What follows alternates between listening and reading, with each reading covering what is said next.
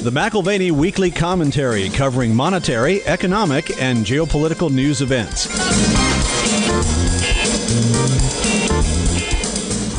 It is very natural for this hubris to manifest itself. It's very natural because you are powerful. And when you are powerful, you think you're powerful, and you should think you're powerful. But just how powerful you are, that's problematic.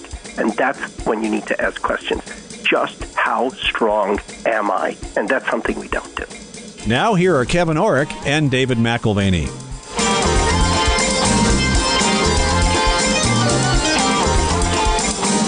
Welcome to the McAlvany Weekly Commentary. I'm Kevin Orrick along with David McAlvany. We have a return guest, Giulio Gallarotti, and this book that he's written really could be summarized, I think, in just a simple phrase of pride cometh before the fall. Don't you think? Oh, absolutely. I'm grateful for the many rabbit trails intellectually that I've gone down. Some of them aren't very productive, and some of them are incredibly rewarding. And you'd have to roll the clock back almost 10 years to reading Michael Bourdieu's Monetary Regimes in Transition, which led me to the Anatomy of an International Monetary Regime, which led me to a conversation with Giulio Gallarotti, who wrote that book. The Power Curse, Influence and Illusion in World Politics is a more recent work, and I think very important for understanding the world as it is and some of the foibles that we continue to come across, sort of on a cross-border, and if you wanted to even expand that across time. There's a consistency in the theme of mistakes that humans make. I know, Dave, I was captivated with the historical stories. I love it when someone writes a book and says, look, this is the peg that I'm going to hang different things on. So that when you're learning it, you're like, okay, these 4 things, I can get my head around 4 things if it's a repeating pattern. And he talks about complex systems. Well, we've talked to Joseph Tainter about complexity and how ultimately it has to collapse to a lower complexity when it becomes too expensive to maintain. He talks about overstretch, where a country starts to get a little too far out of reach. They're reaching so far they can't afford to continue to reach more, and again have to retract. Moral hazard. When you're so big, you start acting like you really have no vulnerability. And then, Dave, the 4th hook that he talked about putting our thoughts towards these historical cases on is unilateralism. That is, again, you're so powerful you really don't ask permission, you just go do. Yeah, Mr. Gallarotti has always done a great job of thinking across fields, and that is his role at Wesleyan University as a political economist. Yeah, Dave, he's well regarded in the entire academic realm. You know, you look at the recommendations that come from Princeton University, they come from Columbia University, Harvard University. Just looking at the back of his book gives enough account as to why you should actually open up the front and go from front to back. Well, I'm ever grateful for the time and energy that those in academia, you included, Giulio, put into research. It's a skill set that shrinks a vast amount of content into a synthesized and condensed form. And, if I commit 20 hours to reading a book, I suspect that the research and writing process took 15 to 20 times that, 300 to 400 hours at a minimum. So we approach the work that you did a few years ago, The Power Curse, Influence and Illusion in World Politics. And there is a broad range of examples you draw from to understand the risks of power accumulation by the state. You look at Athenian imperialism in the 5th century BC. You look at U.S. foreign policy in the 20th century, several examples there. Monetary policy in Britain in the 19th century. You might even say monetary imperialism, which is an area of particular expertise for you, going back to your earlier work, The Anatomy of an International Monetary Regime. And you link these to what you describe as a power illusion and power curse, which ultimately weakens and victimizes those great powers. Please expand on this. Well, I think the book came from thinking about American foreign policy under Bush and the goals that were espoused about making us less vulnerable. And I thought about what was being done, and I questioned just how vulnerable we may have become as a result of making ourselves less vulnerable. And this made me think of principles of Zen, that sometimes trying too hard can be counterproductive, the idea that more is less. I started thinking about the costs, what the costs and the consequences of these actions, these invasions, and using all this military power. I thought of a quote made famous by the Dalai Lama, who said, measure your success by what you have to sacrifice in order to achieve it.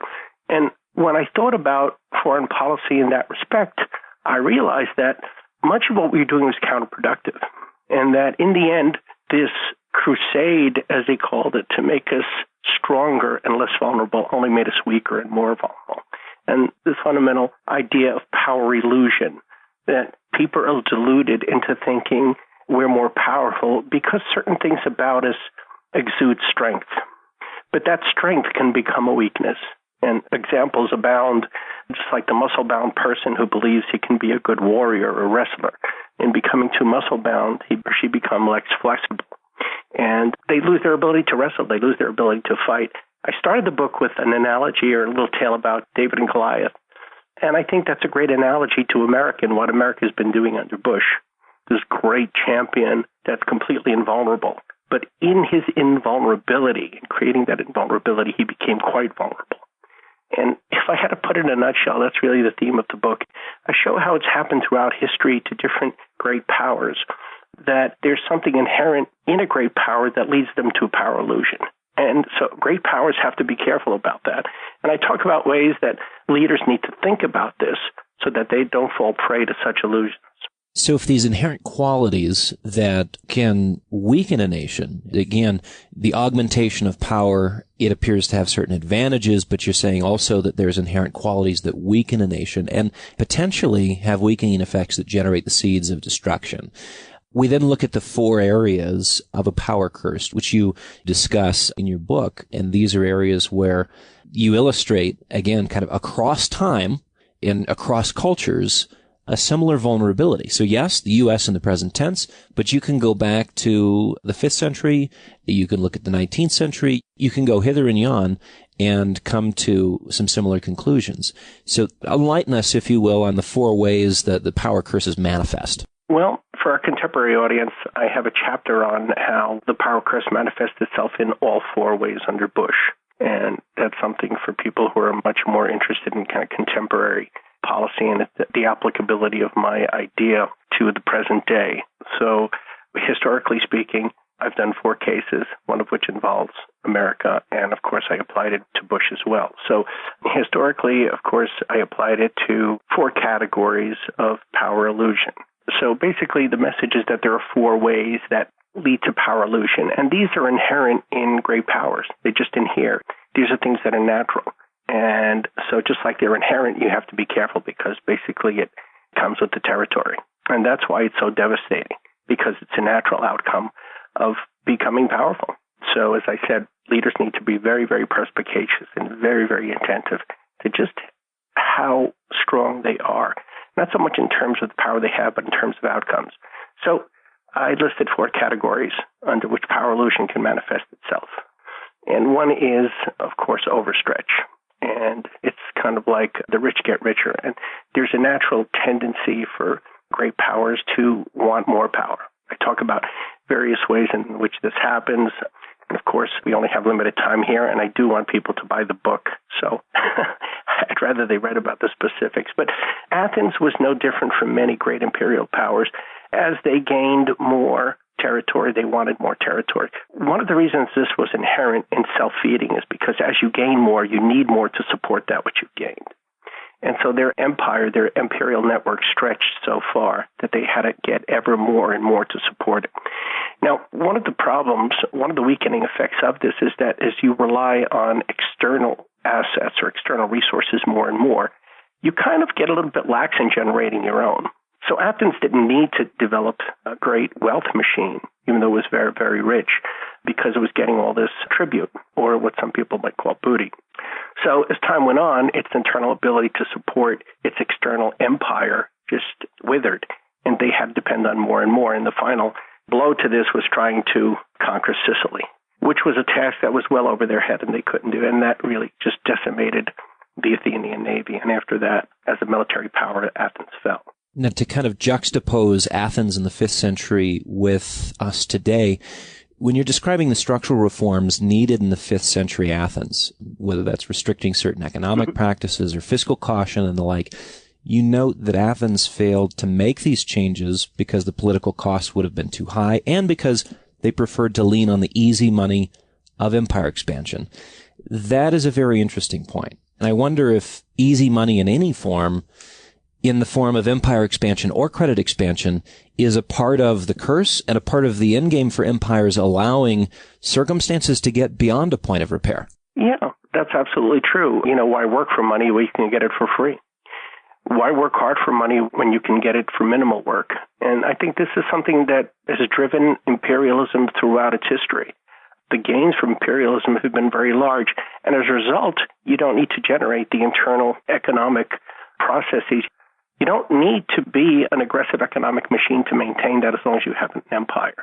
And this is true of Athens. This is true of Great Britain. This is true of the major imperial instances in history where we see growing greed, growing dependence, certainly Rome. And concomitantly, as this greed grew, these countries kind of crumbled from within. And it's another effect which I call moral hazard, kind of the two overlap. The idea when you have so much, you get lazy and you stop doing the things that got you there. And because of that, you deteriorate. And this is a good example of what happened in Great Britain. This is a good example of what happened in Rome and in Athens. And I would argue is happening today in the United States. Isn't the bottom line there, when you talk about moral hazard, aren't we really talking about complacency? When there's an overestimation of strength or security leading to an underestimation of other various risks? Absolutely. And I think America is just as complacent now, and more so than perhaps other powers in the past because of our global domination, which is out of the bounds. It's something no power has ever achieved. The idea of having 700 bases in over 130 countries, we have a global reach and access that no power has ever had in the past. I mean, this is truly an amazing accomplishment. I'm hoping that the audience for your book includes politicians, bankers, and the general public. Because clearly, we have in theory the expansion of derivative products, and that's supposed to diversify and transfer risk. And yet what that's allowed for is an over-leveraging of the financial system and an increase in risk-taking. And that's the same thing. We see invincibility in the banking system and on Wall Street. We see invincibility in our foreign policy. And so, moral hazard, overstretch. You also talk about adapting to complex societies. And I remember Joseph Tainter, if you're familiar with his book, The Collapse of Complex Societies, he suggested that complexity reaching an unsustainable level is a cause for collapse of societies. And similarly to your power curse thesis, you're suggesting that the management of complexity for powerful nations is harder and harder as you increasingly engage with the international system. Well, sure. I mean, just a simple analogy, but crude. It's more and more difficult to manage a family as you have more children. There are many more points of concern, many more actors involved, greater networking, greater complexity. You have to kind of manage all sorts of things. It gets harder and harder and harder. And at some point, the difficulties of managing it grow exponentially. And if you have these other natural weakening effects going on, moral hazard and overstretch, you have a weakening within the nation. So basically, the nation itself, its capacity to manage is either flat or not increasing at the same exponential level of difficulty of managing the system. This is true of the financial system as well. Financial instruments are becoming so complex and so difficult, the ability to regulate them can't possibly catch up to the complexity it tries, so it's always lagging. And it's the same thing. So the fact that regulators think that they can manage that complexity effectively is an elusive idea. I like your analogy of the family. It reminds me, too, of a dinner party where for every one party that you add at the table, you've just increased the number of relationships at the table exponentially. So one party does not equal one new relationship. You have all the interconnected relationships, which makes dinner party management. If you've got 5 people versus 25 people, it's infinitely more cumbersome to carry on a conversation, to make sure that everything's delivered with the food still hot, et cetera, et cetera. So there's also this issue of mission creep, where the original intention was one thing. And you talk about the Dalian League, and the Dalian League was the effort by the Greek city-states to address the concern with the Persians, and they all kind of banded together and decided that they together could accomplish something. Then, of course, the Athenians sort of kept the headship, if you will, of the Dalian League and changed their mission altogether, went from a defensive posture to an offensive posture. I wonder if you might look back at that and also reflect what has changed. And I know this is a big leap, But the Fed has shifted its singular mandate to a dual mandate. Now they have a third unofficial mandate to managing asset prices. Is mission creep just common kind of across all power structures? Yes, absolutely. Every time you extend your authority to something, you then have to invest in instruments that support that extension. Think of a trade network, right? And I talk about this in Athens. Every time they got a new colony, they needed to secure trade routes. Securing trade routes is expensive. You need ships, you need to make alliances, you need to pay off local warlords. So with every extension comes far greater expenses that are involved in the colony itself. So that's true of the Fed. If it extends its authority, it's going to have to extend its means of managing all these points of authority, and that means investing in greater networking. And that networking has costs, and it also creates greater complexity. So external dependencies, I mean, I'm still kind of stuck on Athens. This is sort of 2 for 2. The book I originally was introduced to you by The Anatomy of the International Monetary Regime. For anyone interested in sort of the history of money and its role, boy, it has to be on the shelf and it should be read. And I think this is one, too, that needs to be read. You bring up this issue of external dependencies. And again, the Athenian state was now sort of relying on tribute. And we see that also with Britain in the 19th century, relying on a form of tribute from India and other places, and allowed for sort of lax local adaptation. It seems we've put off a number of fiscal reforms in favor of monetary expansion. Now, this inflationary monetary expansion has for 10 or 15 years been offset by the deflating costs of imported consumer goods. So sort of the net for households has not been that great. But there is this external dependency nonetheless, and I'm sure you've heard it said, the more contemporary quote, you can't eat an iPad. But hasn't global trade and tradable goods deflation allowed us to be a bit lax in terms of our own monetary policy? Yeah, I think so, but I think the consequences are even greater, and they carry into industry. The idea when changes in currency can make you more competitive, it makes you a little lazier about introducing changes, evolving, changing your products. This is something that Americans have never been very good at, making industrial adjustments to compensate for currency changes. We tend to kind of think that our products are the thing and that people will buy them, and we don't have to work hard to generate a demand for them. Well, in the past anyway. The Japanese have been just the opposite. They're very good at making changes to their products to compensate for changes in currencies. So in that respect, yeah, we've been a victim of a kind of power curse in that respect, and the Japanese have been much better at it than we have. So we've talked about complexity, which was one of your points. Another was overstretch, moral hazard. I want to get to unilateralism in a minute, but while we're on the theme of currency, is it surprising to you that the most volatile markets today are not the stock markets, but our currency markets? No, it doesn't surprise me. I mean, the amount of currency that is being exchanged every day is astronomical. There's so much fluctuation because there's so much volume.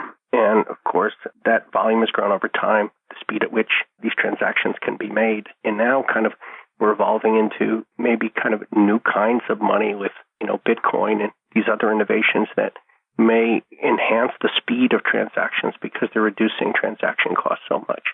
So, no, it doesn't surprise me at all. I guess I think of the euro's steep decline over the last several months, the yen, the ruble, the Canadian dollar, the Australian dollar. In percentage terms, we've seen fairly significant declines in short periods of time. And benchmarked against gold, I mean, we're talking about 3 or 4 different currencies which have dropped by 20 to 30% in a fairly short period of time.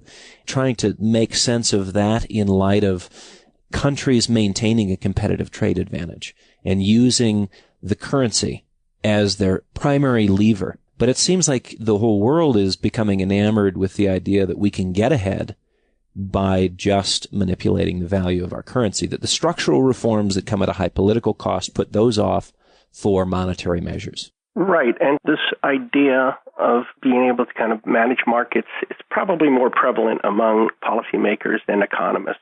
Economists really don't believe markets can be managed that effectively without maintaining extensive capital controls. And capital controls impose a tremendous cost on a nation, as do trying to manipulate currencies. But to the extent that your point being that if leaders do believe that they can get ahead through currency manipulation, then that, again, has negative consequences and power illusion type of consequences because they feel they're strong enough, powerful enough to manipulate currencies. And you do have to be a powerful nation to do that. That will make them lazier in other ways and will make them avoid the structural reforms at all sorts of levels that need to be made in order to make a product competitive in the long run. And that's really the most important thing, making products competitive in the long run. You can make small changes. The Japanese are very good at that. And that's how they conceptualized corporate goals, creating products that have a long-run demand and adapting to changes in currencies and other sort of idiosyncratic changes in markets by changing costs, by manipulating costs. But if what you say is true, and it's certainly true among some policymakers, that they believe that they can, in fact, alter currencies to give their products an advantage, then, in fact, they're ripe for power illusion. They're engaging in this idea that they can do something that they really can't. In the end, by not making structural reforms, they're actually going to hurt their economies. I've brought your book to both the breakfast and dinner table at home. So on the last point of the way power curses manifest, you talk about unilateralism. So at breakfast a few weeks ago, our family was discussing the difference between unilateralism and multilateralism. Of course, as I was reading your book. At the front end, you've got unilateralism, which seems justifiable on the basis of its efficiency, flexibility. You don't have sort of the encumbering, checking in with your peers. You can just go. But maybe you can explore the problems that it creates. Well, again, I looked at the manifestations of this in two cases, historically with Great Britain as great financial power and America as great military power. And in talking about Great Britain in the late 19th century, the decline of silver imposed tremendous costs on Great Britain because India mainly, but a number of their colonies were on silver standards. So as the silver declined, and of course British expatriates were being paid in silver, they were making less and less vis-a-vis gold. So when they exchanged their silver wages for gold, they were getting less and less. And also chaos, the financial chaos that it caused in their colonies. And these created tremendous problems for the British. And the British had a number of opportunities to create treaties and agreements that would support the price of silver. And they never did it. And one of the big reasons behind that was that a tradition of financial primacy, that they were too big and too strong to have to worry about it and that it would work itself out. They didn't need peons to help them, as they say, pull their chestnuts out of the fire. So this idea of perceptions of power really got in the way of their need to cooperate with other powers to maintain the price of silver, or at least to kind of manage the decline of silver. So the financial conditions in India and in the colonies could be a little bit more stable in transitioning to gold. And this is a classic example of kind of an inherent need to unilateralize. Because you feel so powerful, you want to be free of other commitments and you want to go it yourself. And as far as Bush goes, his own approach to terrorism and the wars that we undertook, the terrorist threat, was kind of freeing himself of entangling in commitments, entangling in alliances. And he was quite clear that this was going to be a unilateral effort on their part. We were going to do what we needed to do to make America safe. And he acted that way. And he acted with impunity in a number of ways and in a number of international fora. And the problem with that is no one is ever powerful enough in an interdependent world. No country is ever strong enough, and clearly we weren't, and we needed help. And acting that way alienated many of our allies. And when we did need their help, like for helping us kind of transition out of Iraq, helping pay for Iraq, they came back and said, well, you didn't play ball with us earlier. You decided to invade Iraq without the Security Council's permission, and if you're going to go alone, well, then you'll have to support the war by yourself. So in the end, we're actually more needy than we think we are. So unilateralism can give you that sort of misperception. We know the old quote, no man is an island, and yet we can live for a long time as if that were the case.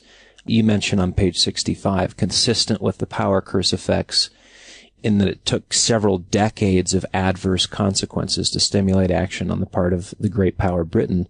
Then it realized it was being nicked to death. So, in this context of the rupee devaluation in the 19th century, the drop in the price of silver, they thought they were fine on their own, and they thought they were big enough on their own. And then finally, they did have to change course but nobody wanted to work with them at that point. And at that point, a lot of their power had been gutted. Isn't that correct? Yeah, indeed. And they always felt that the problem would take care of itself. They didn't see this major secular decline occurring. Had they foreseen it, they might have done something different. But as silver started falling to the floor, then they basically demonetized it around the turn of the century. But it took 20 years for them. And in those 20 years, there were some severe declines in the 80s and 90s. It took that long to make them figure out that, we're not financially strong enough to do this, to support this. But one of the points that I make on the power curse and power illusion is that these things are so inherent. Sometimes you're blind to adverse outcomes. So the fact that things are going badly really doesn't penetrate because you think you're so powerful. And that's an inherent malady of power. When you're so strong, you can deal with adverse outcomes, just like a very rich person can, I lost some money in the stock market yesterday, or this business deal went belly up. You don't pay much attention to it. But when you look around and that starts happening a lot, you become insensitive to failure like that. You're ripe for a collapse at some point. But it takes a while for that to sink in. But I think it's natural for very powerful actors, whether they're people or nations, to want to do things alone. Why wouldn't you? Why would you want to bother dealing with other people? They just make problems for you. They get in the way. They create complexities that you don't want to deal with. So, of course, that's the whole idea of becoming wealthy and becoming successful, right? Because you want to be independent. And once you become independent, you like being independent. This was one of those sort of aha moments in reading The Power Curse. You describe paradigmatic versus comprehensive analysis, and you look at Athens and you say they assumed a lot of themselves in part because they had an amazing navy. Mm-hmm. And I'm thinking to myself, this was the same presumption that the British had, and we still live with it. I've talked to a number of geopolitical strategists and analysts who've said, listen, it doesn't matter what our economy does, just be aware of one thing. We have the tanks and bombs and guns. Look at who rules the waves, and you know who rules the world. And yet I'm looking at this going, in the 5th century, Athens made that mistake. They knew that they could ignore the losses on land because they still were, after all, the great naval power. And again, that's the paradigmatic thinking. If you believe that power is X, Y, and Z, when in fact it needs to be more expansive in terms of the resources that you bring to bear, here they found that their resources actually weren't adequate. That's precisely right. And at this point, I think you're doing a better job summarizing my book than I myself am. I'd like to hire you as an agent. But I think we're in a similar situation today with the United States, a military that's the greatest military the world has ever seen, leads us into a false sense of security and power. But if you look at our domestic problems, our country has some major domestic problems. One could say that we're withering away from within, and yet this external reach, the fact that we rule the world, really, truly rule the world, diverts us from our true weaknesses, and they're internal, and the same things that destroyed all empires in the past, that this feeling of external strength masked and made people insensitive to weaknesses that eventually destroyed the empires. And I think that's happening here. Was the world offended when the Bush Doctrine rolled out and it wasn't too popular overseas? We do a lot of travel, and I know that decade, sort of 2001 to 2008-9, that time frame, we weren't particularly popular anywhere in the world. I'm just wondering if the Bush Doctrine and what we've talked about as sort of, you could even call it the neoconservative movement, obviously we're still an empire. It doesn't matter if it's Bush or Obama or before Bush or after Obama. We are what we are. We still have our bases. We still have Guantanamo. We still have all of these things. Was it offensive to the world just to hear it sort of for the first time in decades put out there in the public square? This is who we are. This is what we're going to do. We're going to have it our way. Where it's almost like the neoconservatives forgot that they needed to be diplomatic in the explanation of who and what we were. But we haven't changed. We were no different before. We're no different after. Is it really just a question of diplomacy? Well, again, this is a manifestation of the power curse. Once you get that big, it's really hard to scale back. It's very, very difficult to scale back. You set up all these networks that depend on that expansion. So now a lot of our military-industrial complex depends on that expansion. Many of our corporations, Halliburton and those that provide ancillary services and even military services, they're making tons of money from that expansion. To come to these major corporations in the United States that hire thousands of people and say, sorry, my friend, no contracts next year. That's difficult to do. I think one of the points that I'm trying to make in the book, it's really, really hard. It's very similar to kind of our human weaknesses. Overcoming our human weaknesses is very, very difficult, but these weaknesses are inherent. And we really need to step outside the box and look at ourselves very seriously in a way that's uncommon for human beings to do. It's very uncommon for human beings to do that, to step outside of the box. And so nations too. So we're still an empire under Obama. As hard as Obama's tried, we're talking now about closing a number of bases. But when you think about it, 700 bases, dozens of bases in Germany and in Europe. I mean, are we still fighting the Second World War? And yet, if we start talking about statistics about our domestic situation, they're just appalling that this nation reads at an 8th grade level. The idea that we spend more per capita on health than any other country, and we're not even one of the top 10 healthiest countries. The fact that we have 1.5 million people in prison, 80% of which are going to be going back, over 2 million homeless. College is becoming unaffordable. Even paying health insurance premiums is becoming unaffordable. Real wages for the middle class have been flat. I don't know. We went through our expansion phase in terms of empire. The United States did. So Athens needed money to control its domestic politics, keep people happy, take care of vested interests, and deal with a larger population and make sure that sort of the butter policy, we know what guns and butter means, but the butter policies, if you will, were taking place. And it was empire building that provided it. Mm-hmm. We get our money, so to say, via an ever-expanding stock of liabilities, particularly our balance sheet liabilities. I'm thinking of the long-term obligations that we're creating in the treasury market. In a very short time, we've gone from 10 trillion in liabilities, 10.8 to over 18 trillion, and that's just national debt. Corporate debt's closer to 12 trillion. If you're looking at shadow banking liabilities, the IMF can't even wrap their minds around it. They just estimate between 15 and 25. I'm saying billion. All these are trillion. So we're continuing to sort of march on as an empire, and yet it seems we've reached the natural limitations of geographic expansion, but are continuing to sort of maintain the status quo by, it's not exactly money printing, it's credit creation. Mm-hmm. And so I'm just wondering where we begin to lose credibility as we continue to throw on more liabilities onto the balance sheet. You mean how long can people remain confident in the American dollar and America itself as an economic power? That's kind of what it ties to. Well, there's an old joke, and there were these two guys trying to run away from a bear, and one of them stopped to lace up his boots, and the other one asked him, "Why are you lacing up your boots? You're not going to be able to outrun that bear with laced boots." And he said, "I don't really need to outrun the bear. I just need to outrun you." And yes, I think that we're in a phase probably of the financial overstretch. That's what led to the collapse of the Bretton Woods system. And are we in that same position now? Yeah, I think that as we grow stronger, you're right. Even though we've reached a geographic limitation, there's no boundary as to how much we can expand our liabilities. And we'll continue to do that as long as we feel that we can support that. And sometimes, again, the moral hazard effect can be devastating, that, we're so rich and we have so many liabilities out there. We don't really need to worry because the dollar is pervasive. Everyone's using it, and people always have confidence in it. And if you think that way, then you'll act in a way that may be perverse.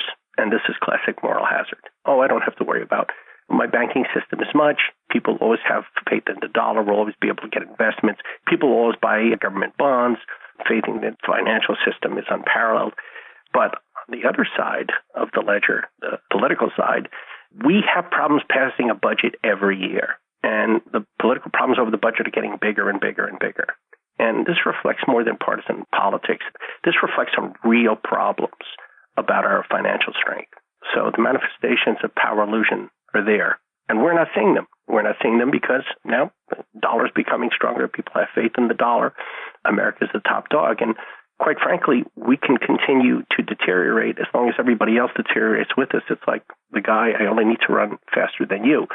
So as long as America is doing better than everybody else, we're okay. But that may not necessarily be the case in the future. And so we need to watch out. I love the example, 19th century Britain, where the Bank of England is presuming that by moving the discount rate, they can basically be masters of the universe. And it is somewhat reminiscent of policymakers today. Just a few minutes ago, you said that economists don't believe in market management. We do, to some degree, have market management, given sort of central bank activity through QE programs, through setting interest rates at the zero bound, et cetera, et cetera. So policymakers are not exactly on board with sort of the standard economist view that markets can't be managed, because they're doing everything they can to manage markets. And you illustrate in The Power Curse how those are the same presumptions that the Bank of England was under in simply managing the discount rate and not doing much else in terms of policy tools, and ultimately caught up with them in a major way. We're talking about Britain,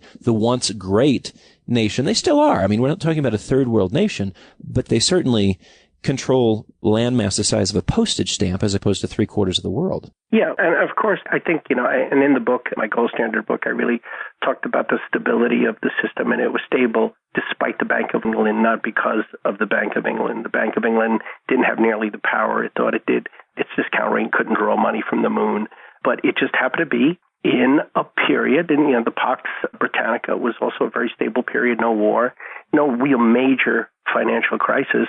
It was never really tested. And because it was never really tested, it was probably under the impression that it was doing a good job managing a system, but it was never its intention to manage the global economy. That's not right. And it's not clear that it saw itself as necessarily a manager in the entire British financial system.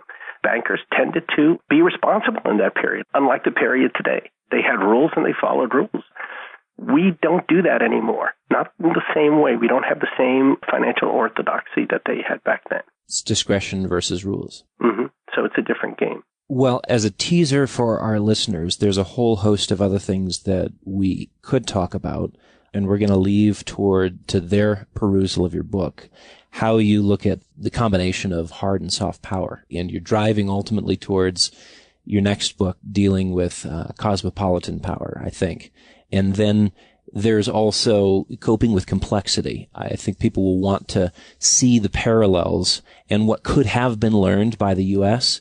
going into the Vietnam War from the British in the Malayan emergency circa 1948 to 1960. That is a fascinating parallel.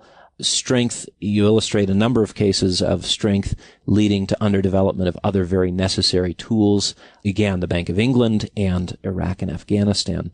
And so if I can just summarize this way, number one, it's worth ordering the book and reading it. I read it twice, and usually if I read something once, it's because I either have obligated myself to read it or whatever. If I've read something twice, it's because I really wanted to read it again and liked it. I'm honored. Well, I wish they paid me twice.